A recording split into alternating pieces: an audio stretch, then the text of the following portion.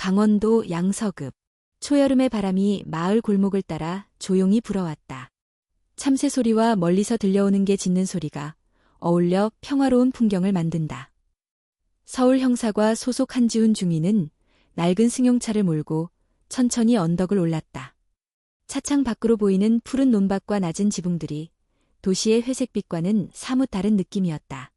그는 오늘 처음으로 여자친구 임서연의 가족을 정식으로 만나러 왔다.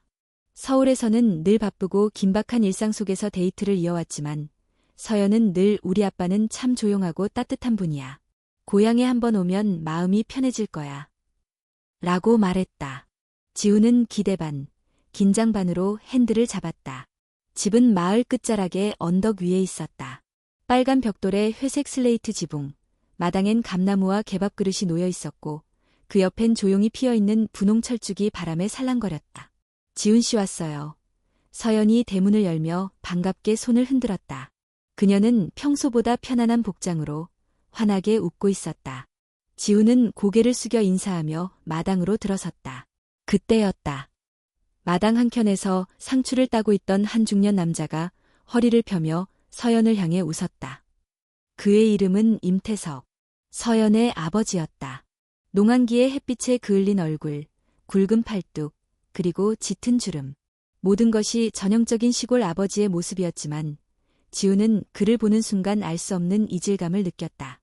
처음 뵙겠습니다. 아버님, 지훈이 정중히 인사했다. 아이고, 먼 데서 오느라 고생했지. 서울 형사라며?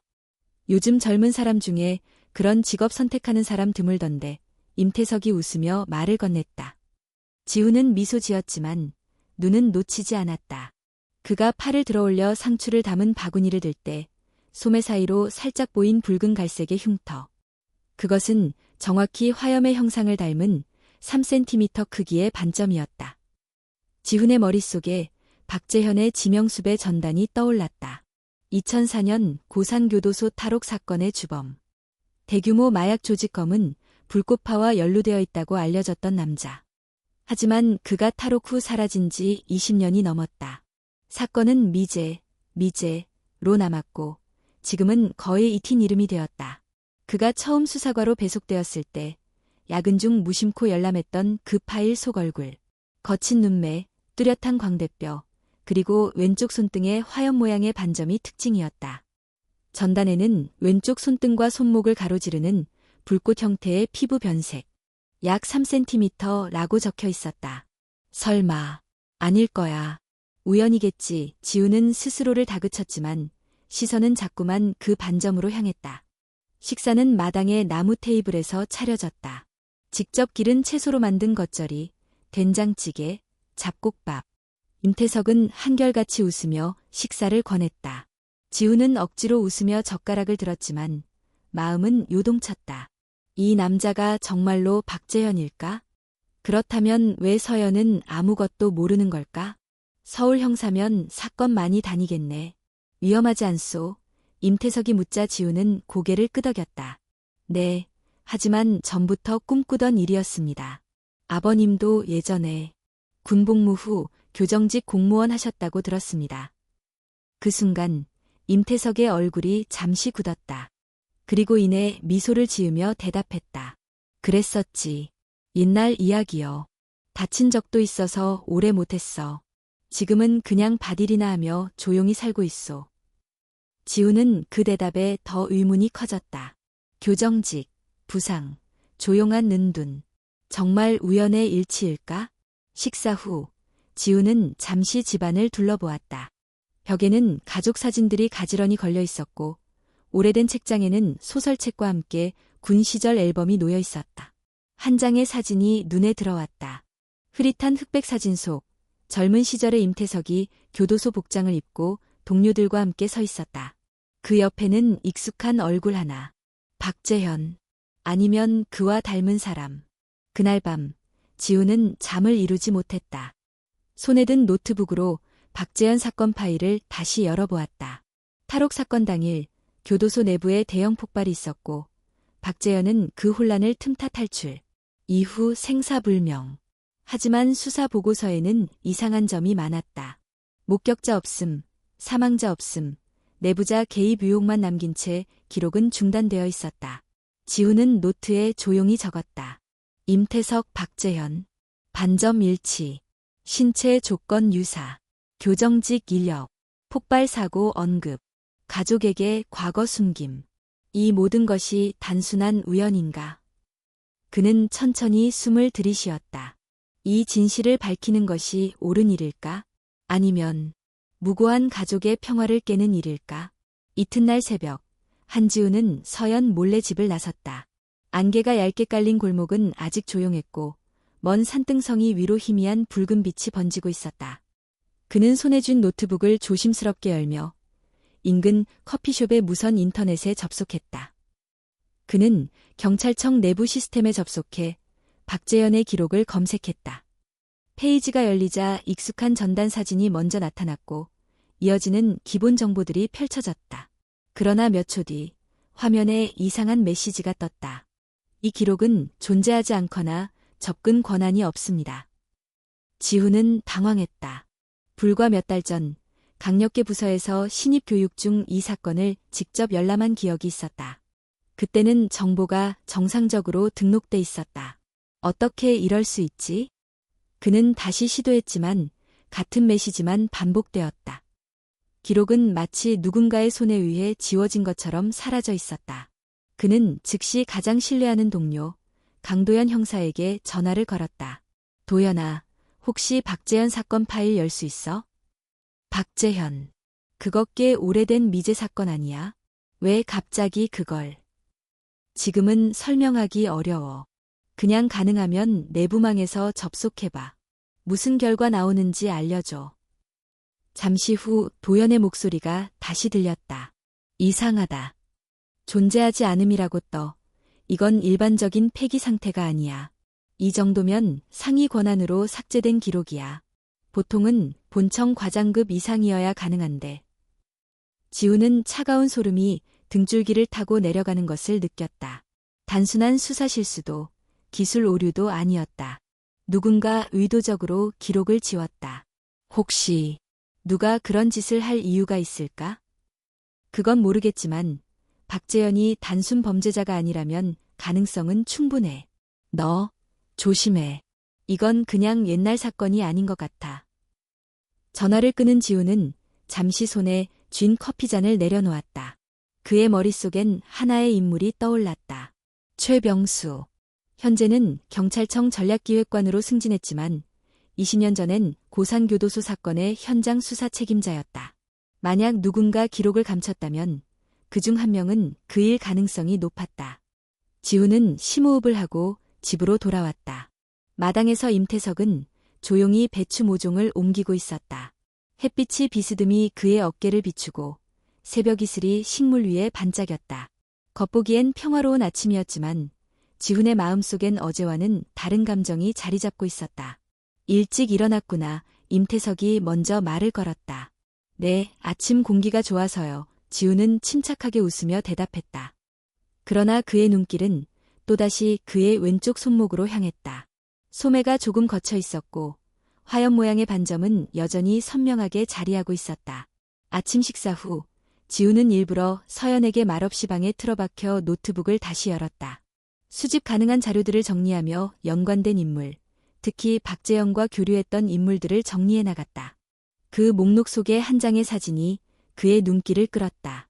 사진은 고산교도소 직원들의 단체 사진이었고 왼쪽 끝자락에 있는 인물이 젊은 시절의 임태석과 닮아 있었다. 사진 밑에는 작은 글씨로 이름이 적혀 있었다. 임태석, 경위, 비동 담당 교정관. 확신이 들었다. 그는 거짓말을 하지 않았지만 모든 것을 말한 것도 아니었다. 문제는 그가 박재현과 어떤 관계였는가였다. 밤이 되자 지우는 다시 한번 사진을 들고 마당으로 나섰다. 달빛 아래서 임태석은 낡은 의자에 앉아 담배를 피우고 있었다. 아버님, 지훈이 조용히 말을 걸었다. 무슨 일이냐? 실은 제가 어릴 때부터 형사가 되는 게 꿈이었습니다. 그래서 거짓말과 진실을 가려내는 능력을 키우는데 익숙해졌어요. 그런데 지금 이 집에서는 어느 게 진짜고 어느 게 가면인지 잘 모르겠습니다. 임태석은 담배를 끄고 조용히 일어섰다. 잠시 침묵이 흘렀다. 그리고 그가 말했다. 자넨 똑똑한 청년이군. 그리고 솔직한 사람이야. 그래서 내가 좋아하지. 지우는 조심스럽게 사진을 꺼내 그의 앞에 내밀었다. 이 사진 속의 인물, 아버님 맞죠? 임태석은 사진을 보고 가볍게 웃었다. 그래, 나다. 숨길 이유가 있었고, 그래서 말하지 않았어. 그럼, 박재현이라는 사람과도 관계가 있었던 겁니까? 그는 대답하지 않았다. 대신, 마당 한쪽의 낡은 창고를 가리켰다. 내일 아침, 창고에 들어가 보게. 그 안에, 자네가 원하는 답이 있을지도 몰라. 그 밤, 지우는 거의 잠들지 못했다. 진실이 가까워질수록 공포와 혼란도 커져갔다. 누군가 과거를 지우려 하고 자신은 그것을 쫓고 있다. 하지만 과연 모든 진실은 밝혀져야만 하는 것일까? 다음 날 아침, 해가 막 떠오르려는 시간. 한지우는 임서연 몰래 일어나 창고로 향했다. 전날 밤 임태석의 말이 머릿속을 떠나지 않았다. 그 안에 자네가 원하는 답이 있을지도 몰라. 창고는 마당 끝 작은 언덕 아래 위치해 있었다. 녹슨 철제 문이 달린 낡은 목조 건물. 겉보기엔 평범한 농가 창고였지만 지훈의 심장은 요동치고 있었다. 그는 조심스럽게 문고리를 돌려 안으로 들어갔다. 창고 안은 어둡고 습했다. 오래된 농기구, 헌자로, 녹슨 철물들이 어지럽게 쌓여 있었다. 구석에 놓인 오래된 책장 하나가 눈에 띄었다. 먼지를 털어내며 책장을 살폈을 때 아래쪽 맨 밑 칸에서 낡은 나무 상자 하나가 발견되었다. 자물쇠는 없었다. 지우는 상자를 조심스럽게 열었다. 그 안엔 오래된 경찰 휘장, VS 테이프 1개, 사진 몇 장, 그리고 노란색으로 빛바랜 수첩 한 권이 들어있었다. 먼저 수첩을 펼쳤다. 연필로 쓰인 일기 형식의 글이 눈에 들어왔다. 2004년 8월 12일. 오늘 박재현은 내게 모든 걸 털어놓았다. 교도소 내부에서 이루어지는 마약 유통 루트, 그리고 이를 덮으려는 상부의 지시. 그 아이의 눈은 떨리고 있었지만 진실을 향한 분노로 가득했다. 지우는 손에 땀을 주며 글을 계속 읽었다. 수첩에는 박재현이 당시 교도소 내부의 마약 조직을 폭로하려 했다는 내용과 상부의 누군가가 그를 없애라는 지시를 내렸다는 정황이 상세히 적혀 있었다. 이어지는 한 문장은 더욱 충격적이었다. 나는 그를 살리기로 결심했다. 내가 직접 그를 탈출시키고 세상에서 사라지게 할 것이다. 그 대가로 나는 모든 것을 버릴 준비가 되어 있다. 수첩은 바로 임태석이 쓴 것이었다. 그는 단순한 방관자가 아니었다. 그는 박재현을 도운 내부 고발자, 그리고 스스로 삶을 숨긴 자였다. 지우는 VHS 테이프를 들었다. 라벨에는 재현 인터뷰 2004년 8월 13일이라고 적혀 있었다.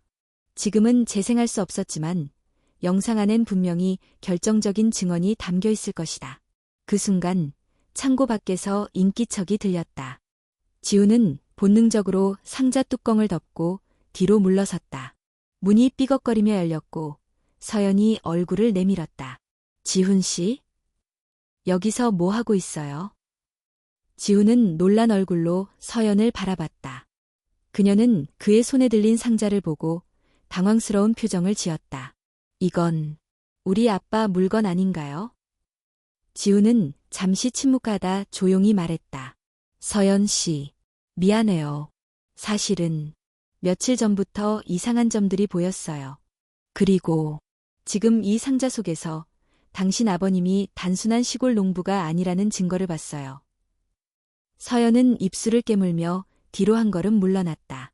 그녀의 눈빛은 혼란스러웠다. 그럼 아빠가 범죄자라는 거예요? 아니에요. 오히려 반대예요. 누군가를 지키기 위해 모든 걸 잃은 사람이에요. 그게 지금까지 제가 알게 된 진실이에요. 하지만 아직 끝이 아니에요. 서연은 깊은 숨을 내쉬었다. 그리고 창고 구석의 작은 의자에 앉았다. 사실 저도 가끔 아빠에 대해 이상하게 느꼈어요. 밤에 혼자 깨어 있다거나 누구에게도 말하지 못하는 표정 같은 거. 하지만 그런 걸 질문하면 늘 옛날 일이야 하고 넘어가셨죠. 지우는 조용히 고개를 끄덕였다. 이제 중요한 건 과거가 아니라 지금이에요. 이 진실을 어떻게 다룰지. 당신 아버님이 그동안 숨겨온 이유도 결국은 서연 씨와 어머니를 지키기 위해서였을 거예요.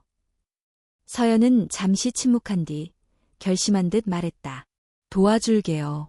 아빠가 왜 그런 선택을 했는지 세상이 알아야 한다면 함께 밝혀요. 지우는 조심스럽게 상자를 다시 들고 나왔다. 이 자료를 안전하게 보관하고 누군가의 손에 들어가지 않도록 해야 했다. 그는 곧장 도연에게 전화를 걸어 서울로 돌아가는 길에 디지털 백업을 부탁했다. 그날 밤 마을에는 천둥이 몰아쳤다. 낮 동안의 햇살은 거짓말처럼 사라지고 먹구름이 하늘을 뒤덮었다. 지우는 창문 밖을 바라보며 생각했다. 이제부터 진짜 싸움이 시작된다. 단지 과거의 비밀을 밝히는 것이 아니라 그 비밀을 지우려는 자들과 맞서는 싸움. 그들은 단순한 범죄자가 아니라 시스템 속 권력자들일 수 있다. 그는 조용히 수첩의 마지막 페이지를 넘겼다. 그곳엔 짧은 문장이 쓰여 있었다. 나는 그의 불꽃을 꺼트리지 않기로 했다. 설령 내 인생이 타들어간다 해도. 서울로 돌아온 한지우는 곧장 강도영과 함께 경찰청 내부의 디지털 분석실로 향했다. 낡은 VHS 테이프는 기술자에 의해 복원 가능하다고 판단되었고 고해상도 디지털로 전환 작업이 시작되었다. 지우는 마음속으로 긴장과 기대가 뒤섞인 감정을 느꼈다. 이 안에 담긴 영상이야말로 진실의 열쇠일 수 있었다. 다음 날 오후 디지털 변환이 완료되었다. 지훈과 도연은 어두운 자료실에서 컴퓨터 화면을 통해 영상을 재생했다. 화면 속 흐릿하지만 또렷한 얼굴이 나타났다. 박재현이었다.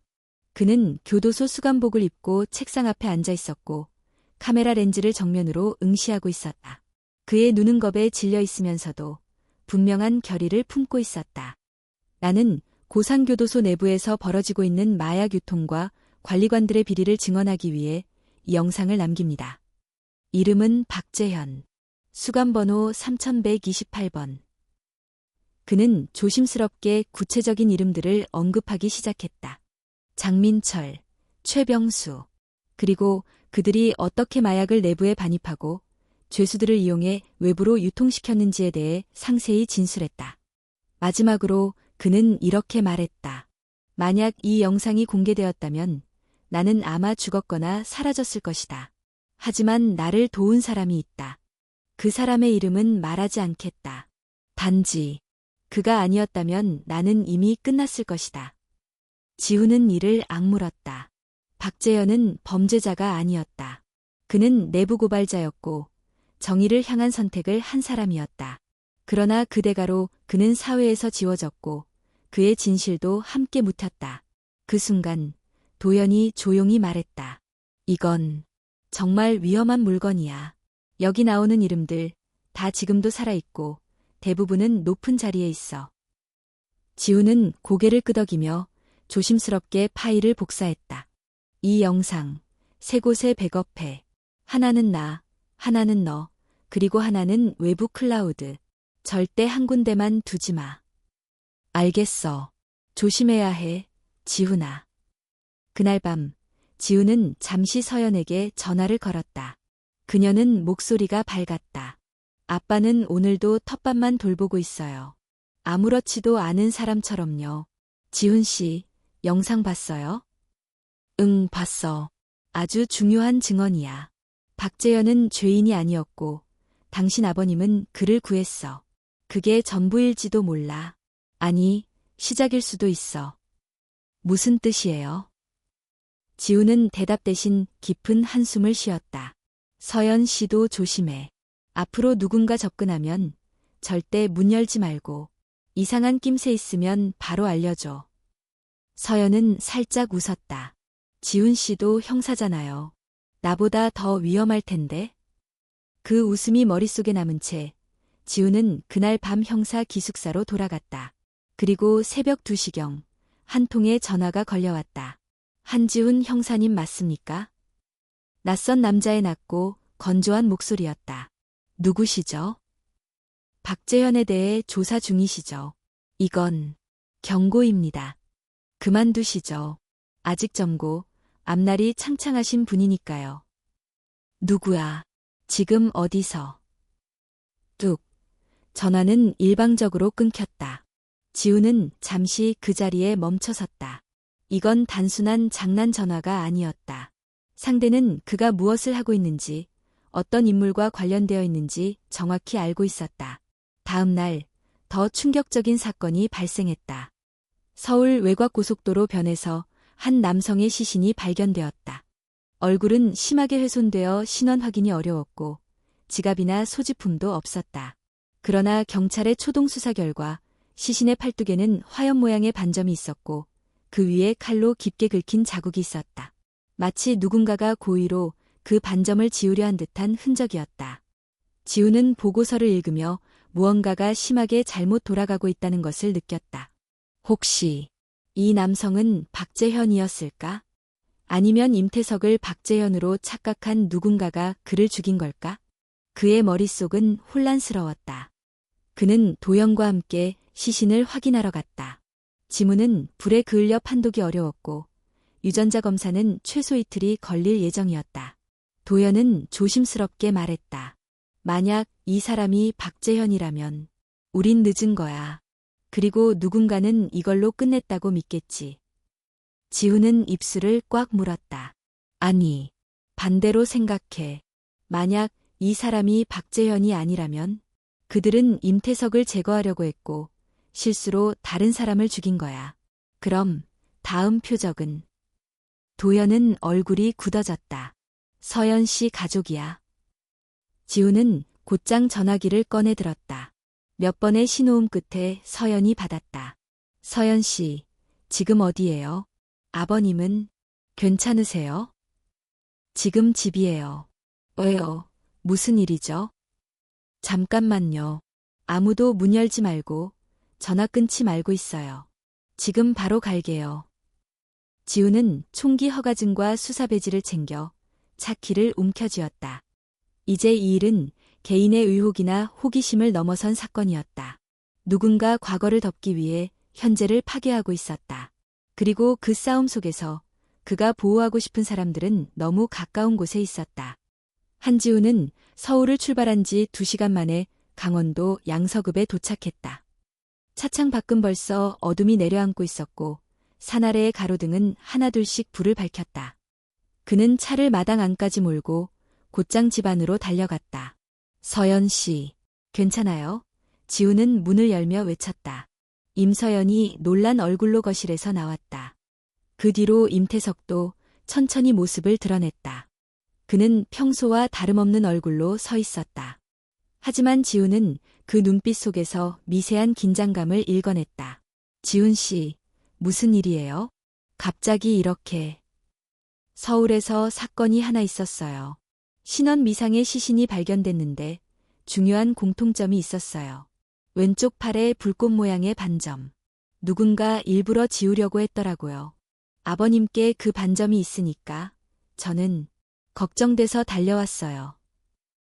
임태석은 말없이 지훈을 바라보다가 천천히 고개를 끄덕였다. 그럴 만하지. 자넨 이제 일이 단순한 과거가 아니라는 걸 알았을 테니까. 네, 누군가 이 진실을 묻으려 하고 있고 이미 사람 하나는 죽었어요. 아버님도 위험할 수 있어요. 서연 씨도 마찬가지고요. 서연은 뒤늦게 사태의 심각성을 깨달은 듯 입술을 깨물었다. 그러면 우리 어떻게 해야 하죠? 지훈은 가방에서 소형 녹음기와 위치 추적기를 꺼냈다. 서연 씨 핸드폰과 아버님 핸드폰에 이걸 부착할게요. 만약 무슨 일이 생기면 바로 위치 확인할 수 있어요.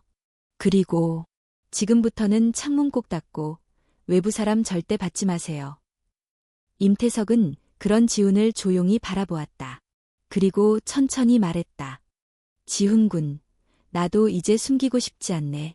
자네 덕분에 그때 내가 했던 선택들이 다시 머릿속을 맴돌고 있어. 자네는 알고 있겠지? 그날 내가 박재현을 탈출시켰고 그를 숨긴 게 나라는 사실. 지훈은 고개를 끄덕였다. 수첩에서 봤습니다. 그리고 테이프도 확인했어요. 그럼 자네도 알겠군. 왜 내가 그렇게까지 했는지. 그는 단지 정의를 말하려 했을 뿐이야. 하지만 위에서 명령이 내려왔지. 그를 조용히 처리하라고. 그 위가 누구입니까? 최병수입니까? 임태석은 짧게 숨을 들이켰다. 그리고 고개를 끄덕였다. 그래. 당시 고산교도소의 수사 책임자였고 지금은 본청 전략기획관. 그는 체계적인 은폐를 주도했어. 박재현이 살아있다는 사실이 세상에 알려지면 그의 커리어는 끝장나지. 그건 그가 절대 용납할 수 없는 일이야. 지훈은 입술을 꾹 다물었다. 그렇다면 다음 타깃은 아버님이겠네요. 영상이 공개되면 그도 끝장일 테니까요. 그리고 자네도 마찬가지일 걸세. 잠시의 정적이 흐른 뒤 집 밖에서 강한 바람 소리가 들렸다.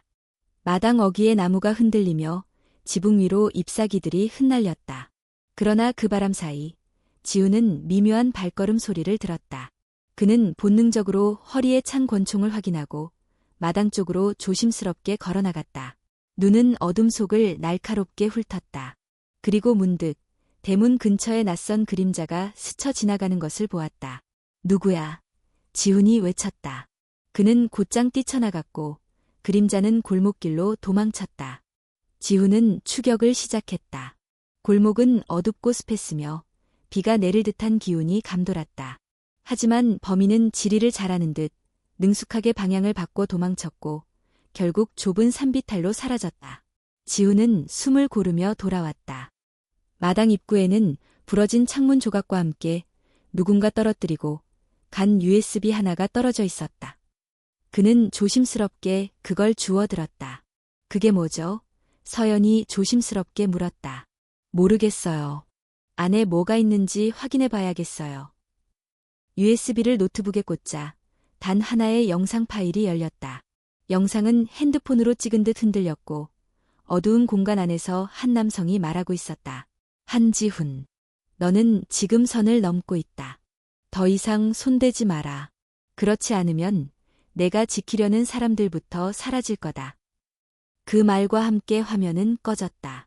짧고 단순한 영상이었지만 그 안에 담긴 위협은 선명했다. 서연은 숨을 삼키며 지훈을 바라보았다. 이제 정말 되돌릴 수 없는 거죠? 지훈은 조용히 그녀의 손을 잡았다. 그래도 멈출 수는 없어요. 이대로 덮으면 아버님이 20년 동안 지켜온 의미도 사라지니까요. 임태석은 둘을 지켜보다가 조용히 입을 열었다. 이 집, 더 이상 안전하지 않네. 내일 새벽, 내가 자네에게 모든 자료를 넘기겠네. 그 전에 내가 할 일이 하나 있어. 지훈은 그 말에 미묘한 불안감을 느꼈다. 무슨 일입니까? 과거의 마지막 조각을 확인하러 가야 해. 박재현이 마지막으로 숨어 있었던 장소. 거기서 아마 아직 못 꺼낸 무언가가 있을 거야. 지훈은 그 말에 고개를 끄덕였다. 같이 가겠습니다. 그날 밤 아무도 잠을 이루지 못했다. 불 꺼진 창밖에서 불빛 하나가 깜빡였고 밤 공기는 칼날처럼 서늘했다. 그리고 이 어둠 속 어딘가에서 과거를 지우려는 자들은 다시 움직이기 시작했다. 다음 날 새벽, 동이 트기 전의 하늘은 깊고 푸른 먹빛이었다. 한지훈은 창밖을 내다보며 준비를 마쳤고 임태석 역시 낡은 외투를 걸치고 마당에 서 있었다. 두 사람은 말없이 서로를 바라보았다. 정말 가셔야 합니까? 지훈이 물었다. 그래. 그곳에 남겨진 것이 있어. 당신은 박재현을 숨긴 후 그가 남긴 일부 기록을 현장에 묻어뒀다. 시간이 지나면 썩어 없어질지도 모르겠다고 생각했지만 지금 이 시점에서 다시 꺼내야 할 것 같군. 그 장소는 어디입니까? 고산교도소 북쪽, 폐창고였던 관리동. 당시엔 공사 중이어서 거의 사람들의 출입이 없었지. 탈옥 후 며칠간 그를 그곳에 숨겼고 식량과 녹화 장비도 남겨뒀었어. 두 사람은 조심스럽게 준비를 마친 뒤 교외의 낡은 지프차를 타고 길을 나섰다. 짙은 안개가 깔린 산길은 굽이굽이 이어졌고 아무 말 없이 흐르는 시간이 긴장감을 더욱 끌어올렸다. 고산교도소 인근에 도착했을 때 해가 막 솟아오르고 있었다. 거대한 철문과 벽돌 담장이 여전히 남아있었지만 이미 폐쇄된 지 오래라 관리하는 사람도 없었다. 여기입니다. 태석이 차에서 내려 작은 오솔길을 가리켰다. 그들은 숲길을 따라 10분 정도 걸었고 나무에 가려진 오래된 관리동 하나가 모습을 드러냈다. 창문은 부서지고 지붕의 절반은 무너져 있었다. 내부는 곰팡이 냄새와 먼지로 가득했지만 그 안에 흐르는 공기엔 오래된 무언가의 기운이 남아있었다. 태석은 조심스럽게 구석의 시멘트 바닥을 발로 톡톡 두드리며 말했다. 이 밑이다. 철판을 깔고 그 아래에 작은 금속 상자를 묻어뒀지. 지우는 들고 온 쇠지렛대로 바닥을 들쳤고 곧 낡은 철제 상자가 모습을 드러냈다. 잠금 장치는 녹슬어 있었지만 쉽게 열렸다. 안에는 손으로 쓴 서류 뭉치, 오래된 녹음 테이프, 그리고 카세트 플레이어가 함께 들어있었다. 이건 박재현이 직접 쓴 메모네요. 지훈이 문서를 넘기며 중얼거렸다. 맞아. 그가 실제로 내부 조직이 어떻게 작동하는지 그림까지 그려가며 설명한 자료야. 그는 단지 진실을 말하고 싶었던 거야. 누구도 믿지 않았지만. 그때였다. 바깥에서 바스락거리는 소리가 들렸다. 지훈은 본능적으로 몸을 낮추고 창밖을 내다보았다. 나무 사이로 검은 옷을 입은 남성 2명이 빠르게 다가오고 있었다. 그들은 무장 상태였고 귀에 무전기를 착용하고 있었다. 아버님, 엎드리세요. 우리가 따라잡힌 것 같습니다. 지훈은 권총을 꺼내고 손짓으로 태석에게 사인을 보냈다. 두 사람은 철제 선반 뒤에 몸을 숨겼고 잠시 후 관리동 문이 삐걱이며 열렸다. 안에 있는 거 다 알아. 이러다 죽는다. 거친 목소리. 지훈은 천천히 몸을 낮춰 위치를 바꾸며 그들의 위치를 파악했다. 2명 모두 오른쪽 벽 쪽으로 이동하고 있었고 한 명은 플래시를 켜들고 안쪽을 탐색하고 있었다. 그 순간 지훈은 오른쪽에서 한 남자가 선반을 넘어오는 것을 보고 즉시 방아쇠를 당겼다. 총성이 울리고 남자는 비명을 지르며 뒤로 넘어졌다. 동시에 다른 한 명이 반대편 창문을 통해 총을 쏘았다. 태석은 지훈에게 소리쳤다. 뒤로 빠져. 지하 구멍이 있어. 내가 그때 만들어뒀던 비상통로야. 지훈은 곧바로 자료상자를 가방에 넣고 태석을 이끌며 뒤편 창고로 향했다. 바닥을 열자 좁은 터널이 나왔고 그들은 어둠 속으로 몸을 숨겼다. 총성이 계속해서 뒤를 쫓아왔고 낡은 목재벽이 박살나는 소리가 울렸다. 두 사람은 숨을 참고 조심스럽게 터널을 빠져나갔고 산비탈 아래 작은 시냇가로 이어졌다. 서둘러 몸을 숨긴 후 지훈은 무전기를 꺼내 도현에게 연락했다. 도현, 우리가 들켰어. 교도소 북쪽 관리동에서 총격전 있었고 지금 자료는 확보했지만 뒤쫓기고 있어. GPS 위치 보냈어. 지원 요청해. 알겠어. 바로 이동할게. 조심해. 지훈은 태석을 바라보았다. 그의 이마에 피가 흐르고 있었다. 아까 창틀에 부딪힌 듯했다. 괜찮으세요? 괜찮아. 하지만 자네 말이 맞았어.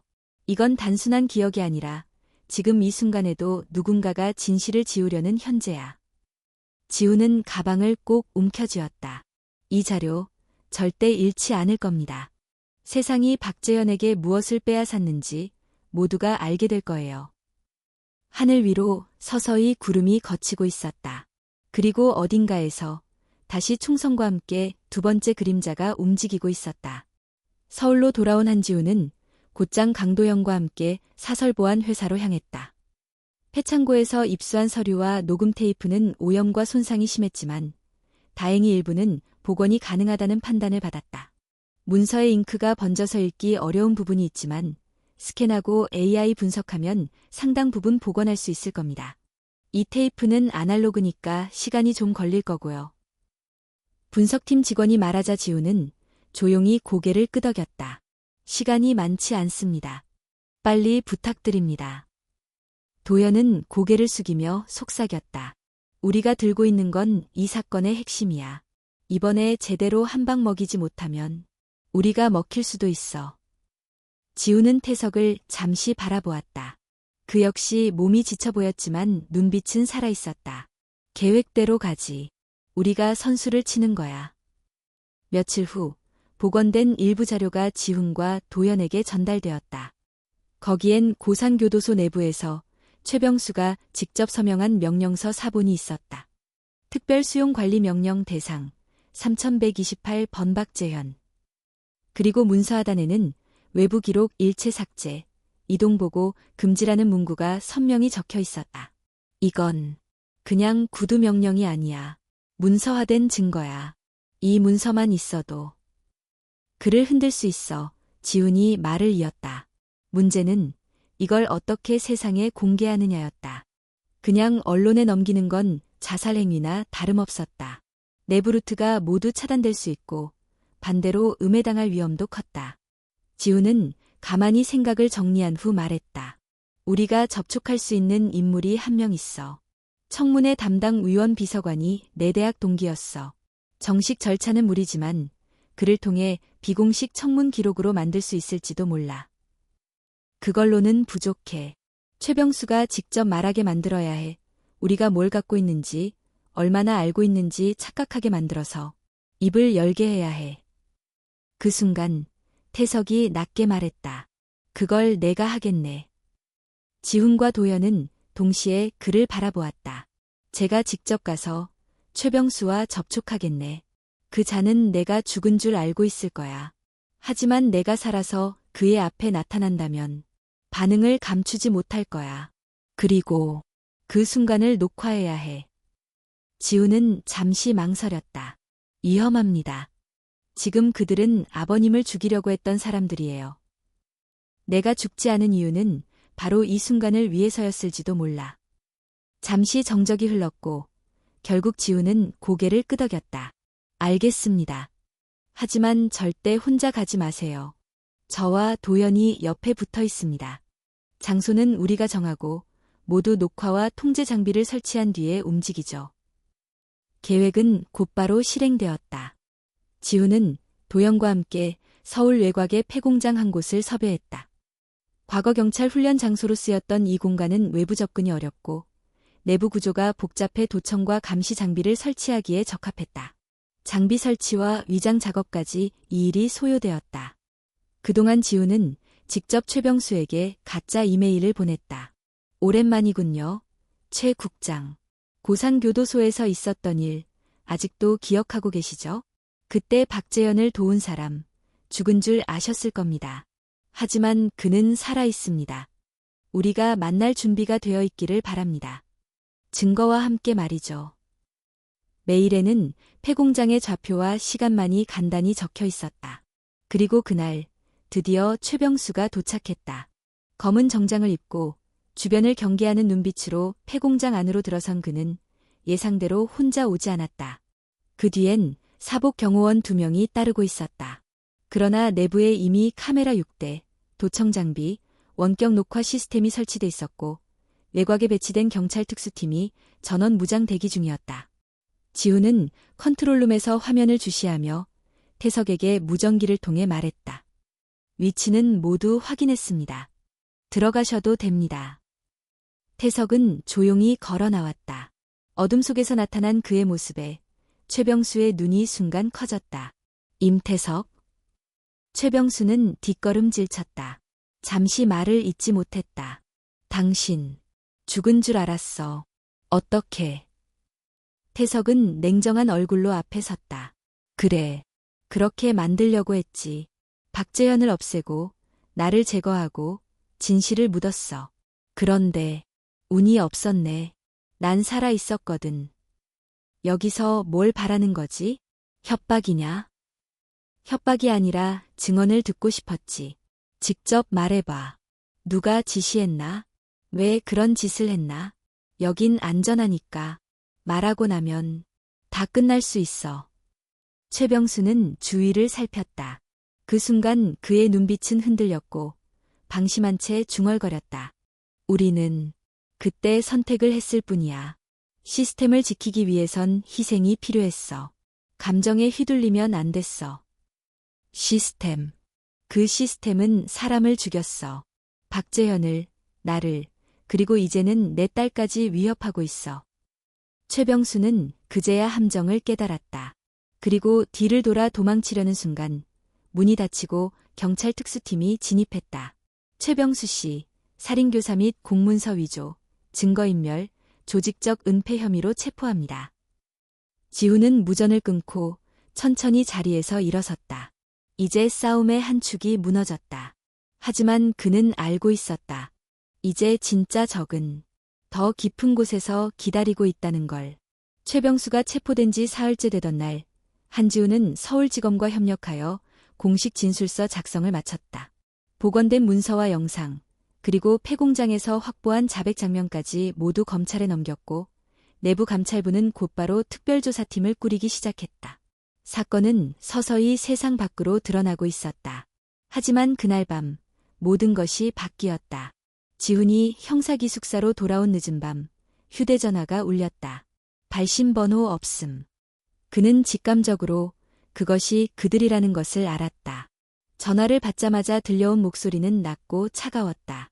재밌게 놀았네, 한 형사. 그런데 중요한 걸 놓쳤지 않나? 누구냐? 그건 중요하지 않아. 지금부터 중요한 건 내가 얼마나 소중한 걸 잃을 수 있는가라는 거야. 그 순간 전화기 너머로 낯익은 목소리가 들렸다. 지훈 씨. 임서연의 목소리였다. 공포에 찬 떨리는 목소리. 서연 씨, 괜찮아요? 어디 있어요? 그러나 상대는 웃으며 말을 이었다. 그 여자는 괜찮아. 지금은 말이지. 하지만 내가 갖고 있는 그것을 넘기지 않으면 내일은 어떻게 될지 몰라. 장소는 문자로 보낼게. 선택은 너에게 맡기지. 뚝. 전화를 끊자마자 문자 하나가 도착했다.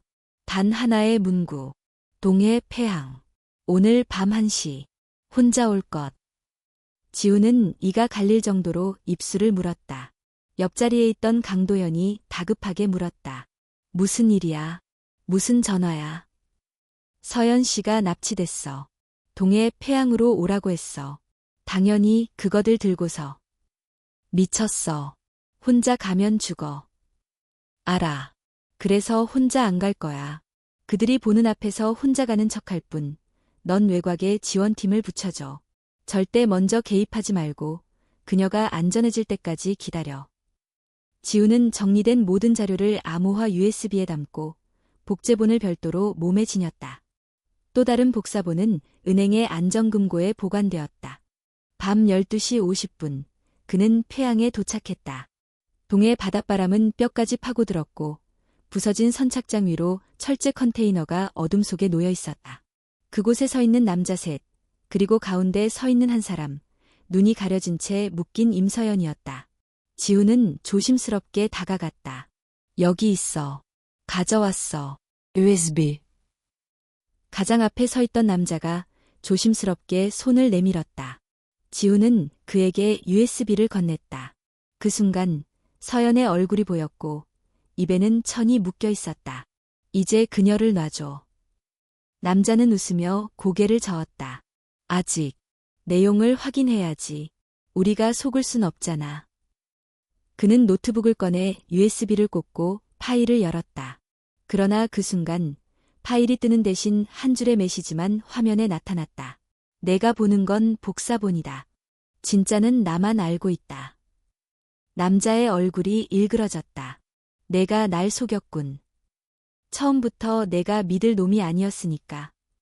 남자가 총을 꺼내 겨누는 순간 지훈은 순식간에 몸을 굴러 피했고 등 뒤에서 숨죽이고 있던 강도현의 특수팀이 일제히 투입되었다. 짧고 격렬한 총성이 폐항을 뒤흔들었다. 지훈은 바로 서연에게 달려가 천을 풀고 손목을 묶은 끈을 풀어주었다. 괜찮아요? 다친 데는 없어요. 서연은 눈물이 고인 채 고개를 끄덕였다. 당신은 정말 올 줄 알았어요. 총성이 멈췄고 남자들은 모두 제압되었다. 그들 중 한 명은 전직 교정국 출신으로 박재현의 자백 당시 현장에 있던 사람이었다.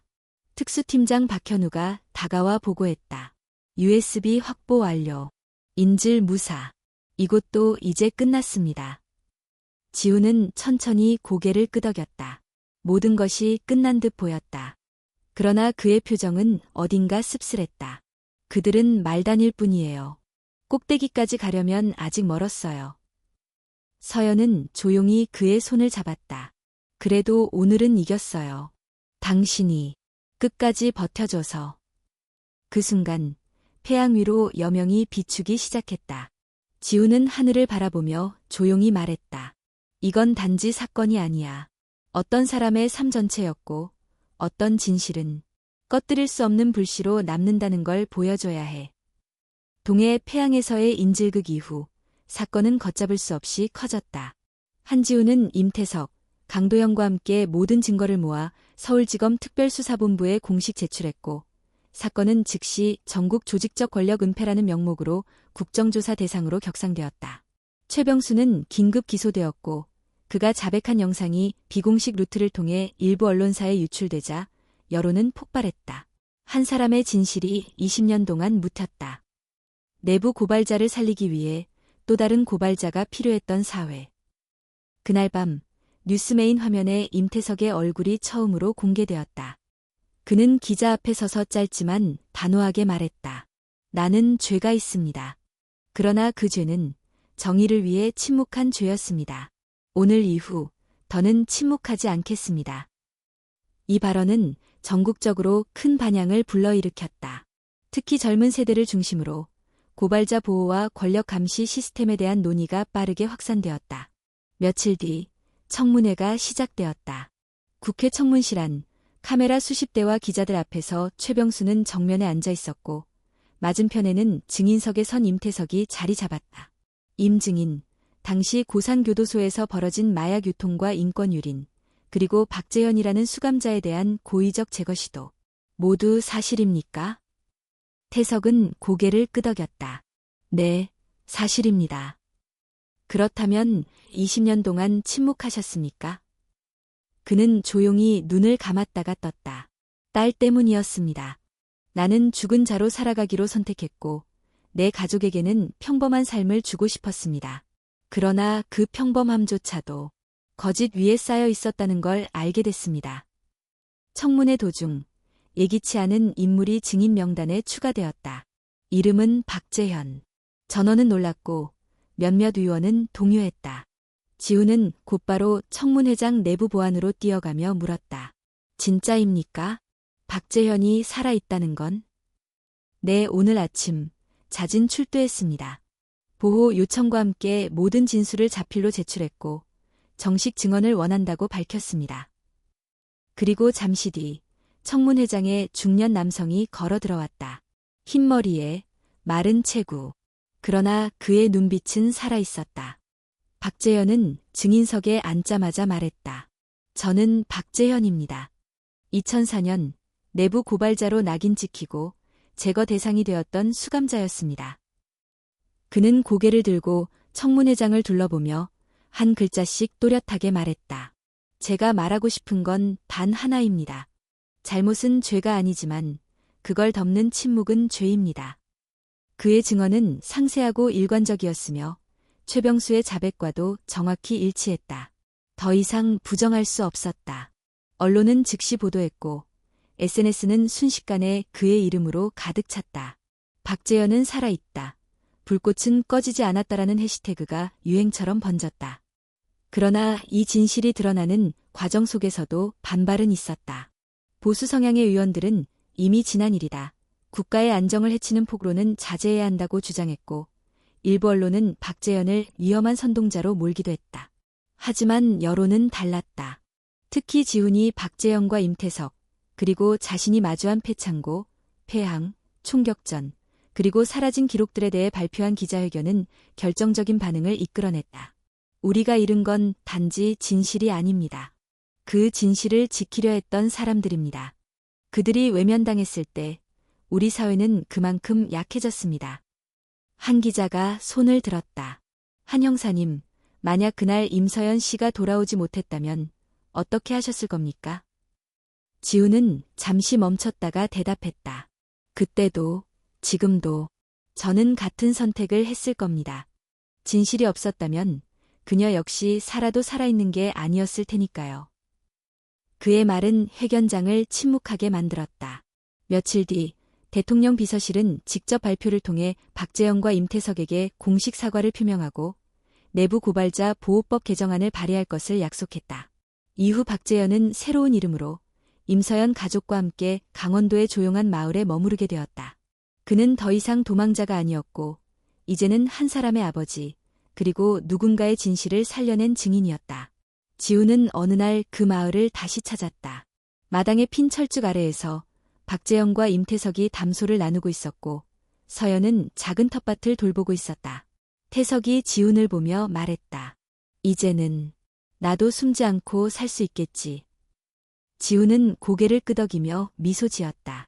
숨기 위해 살아가는 시대는 끝났습니다. 이제는 드러내도 되는 시대가 와야죠. 태석은 조용히 하늘을 바라보며 말했다. 그 불꽃이 결국 꺼지지 않았군. 몇 달이 흘렀다. 세상은 빠르게 돌아갔고 뉴스의 헤드라인은 매일 바뀌었다. 그러나 어떤 진실은 속도에 휘둘리지 않고 조용히 남는 법이었다. 강원도의 작은 마을, 산과 논 사이에 자리한 작은 집. 그곳은 이제 더 이상 피신처가 아니라 삶의 일부였다. 임태석은 매일 아침 닭 모이를 주고 오후엔 비닐하우스에서 고추를 따며 지냈다. 그의 손등에는 여전히 불꽃 모양의 반점이 남아있었지만 이제는 그걸 감추지 않았다. 그것은 상처가 아니라 기억의 표식이었다. 박재현은 새로운 이름으로 살아가고 있었다. 그는 다시는 감옥에 갇히지 않았고 법 앞에서 떳떳하게 증언한 뒤 보호증인 프로그램에 따라 공식적으로 신원이 변경되었다. 그러나 그는 조용히 임태석과 함께 머물렀다. 과거를 완전히 지우는 대신 함께 살아내는 방식을 택한 것이다. 어느 날 지훈이 다시 마을을 찾았다. 복장도 무겁지 않았고 얼굴에는 긴장이 사라져 있었다. 서연은 그를 마당에서 맞이했다. 오랜만이에요. 보고 싶었습니다. 두 사람은 자연스럽게 웃었고 아무 말 없이 걸었다. 들판 너머에서 어린아이들의 웃음소리가 들렸고 바람은 따뜻하게 불었다. 지훈은 태석과 박재현이 나란히 앉아있는 벤치에 다가갔다. 그 앞엔 작은 화분과 흙 묻은 삽이 놓여 있었다. 건강해 보이십니다. 태석은 미소 지었다. 그게 다 자네 덕분이지. 내가 용서받을 수 있다고는 생각하지 않았어. 하지만 이제는 내가 저지른 침묵에 대해 조금은 갚아가고 있다는 생각이 드네. 지훈은 조용히 고개를 끄덕였다. 박재현은 무릎 위에 놓인 낡은 수첩을 건넸다. 지훈이 처음 창고에서 발견했던 그 노란 수첩. 이제 그 안에는 그의 새로운 기록이 채워지고 있었다. 이건 이제 내 이야기를 남기기로 했습니다. 혹시라도 나 같은 사람이 또 생긴다면 그에게 전할 수 있는 말이 되길 바라면서. 지훈은 수첩을 넘기며 읽었다. 진실은 무기이기도 하지만 거울이기도 하다. 그것을 들여다본 사람만이 자신이 무엇을 지켜야 하는지 알게 된다. 그는 그 글고에서 박재현의 지난 시간을 느꼈고 그 무게가 얼마나 컸을지를 다시금 실감했다. 며칠 뒤 박재현의 이야기는 비영리 인권단체를 통해 책으로 출간되었다. 제목은 단순했다. 꺼지지 않는 불꽃. 책은 조용하지만 꾸준히 팔려나갔다. 학생, 활동가, 법조인, 그리고 이름 없는 많은 이들이 그 책을 읽고 편지를 보냈다. 어떤 이들은 당신 덕분에 진실을 마주할 용기를 얻었습니다라고 적었고, 어떤 이들은 내 아버지도 이런 사람이었기를 바랐습니다라고 썼다. 박재현은 매일 아침 한 통씩 그 편지를 읽었고 고개를 끄덕이며 다시 펜을 들었다. 한편 한지우는 새로운 보직을 받았다. 서울경찰청 내부의 공익신고자 보호전담팀장. 그는 더 이상 범죄자를 추적하는 자가 아니라 진실을 말하는 이들을 지키는 자가 되었다. 어느 저녁 그는 서영과 함께 강원도 마을에서 열리는 작은 북콘서트에 참석했다. 마을 회관엔 모여든 사람들이 가득했고 무대 위에는 박재현이 서 있었다. 제가 살아남은 이유는 누군가가 저를 기억했기 때문입니다. 그 말에 청중은 숨을 죽였다. 그리고 제가 여기에 서 있는 이유는 이제 제가 다른 누군가를 기억해 주어야 할 차례라고 생각했기 때문입니다. 지우는 박수를 보냈다. 그리고 조용히 서연의 손을 잡았다. 이제야 우리도 시작할 수 있을까요? 서연은 고개를 끄덕였다. 이미 시작하고 있었어요. 우리가 몰랐을 뿐이죠. 밖으로 나오자 별이 쏟아질 듯한 밤하늘이 펼쳐져 있었다. 여름의 끝자락, 시원한 바람이 얼굴을 스쳤고 모든 게 잠시 멈춘 듯한 평화가 감돌았다. 지우는 하늘을 올려다보며 중얼거렸다. 어쩌면 진실은 밝혀지기 위해 존재하는 게 아니라 누군가에 의해 끝까지 기억되기 위해 존재하는 것인지도 모르겠네요. 서연은 그의 어깨에 기대며 말했다. 그 기억이 계속되면 불꽃도 사라지지 않겠죠. 그들의 발밑에서 풀잎이 흔들리고 멀리서 아이들의 웃음소리가 다시 들려왔다. 불꽃은 사라지지 않았다. 그리고 이제 그 불꽃은 더 이상 혼자 타오르지 않았다.